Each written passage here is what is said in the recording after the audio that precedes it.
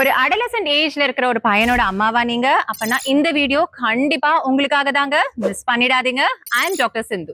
ஒரு பெண் குழந்தை எப்படி பியூபர்ட்டி அதாவது ஏஜ் அட்டன் பண்ணுவாளோ அதே மாதிரி தான் ஒரு ஆண் குழந்தையும் ஏஜ் அட்டன் பண்ணுவாங்க. பட் இத பத்தி யாரும் பெருசா பேசுறதே கிடையாதுங்க. நான் ஒரு அம்மாவா என்னோட பையன் ஏஜ் அட்டன் பண்றதுக்கு முன்னாடி என்னென்ன சொல்லி நான் வளர்த்தேன்னு உங்ககிட்ட ஷேர் பண்றேன். கண்ணா, நீ உன் பாடியில எந்த ஒரு சேஞ்சஸ் பார்த்தாலோ இல்ல ஃபீல் பண்ணாலோ உடனே ஆங்ஷியஸ் ஆகாம உடனே அம்மா கிட்ட வந்து ஷேர் பண்ணணும்னு சொன்னேன். அடுத்து நான் சொன்ன விஷயம் என்னன்னு பாத்தீங்கன்னா, கண்ணா, உனக்கு 10 வயசு ஆன பிறகு உன்னோட ஜெனிட்டல்ஸ்ல ஹேர் growth இருக்கும். இத பார்த்த உடனே நீ பதட்டப்படக்கூடாது. அம்மா கிட்ட வந்து சொல்லு, it's completely normal. this shows your hormones are functioning normally and you are becoming a healthy kid அப்படின்னு நான் சொன்னேன்.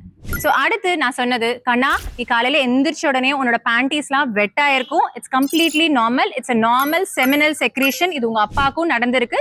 இத பார்த்து நீ பதட்டப்படக்கூடாது அப்படின்னு சொன்னேன். சோ அடுத்து நான் சொன்னது, கண்ணா, இந்த வயசுல ஆப்போசிட் செக்ஸ் பார்த்து ஒரு அட்ராக்ஷன் வரும். இதுக்காக நீ நினைச்சு கில்ட்டியா ஃபீல் பண்ணக்கூடாது.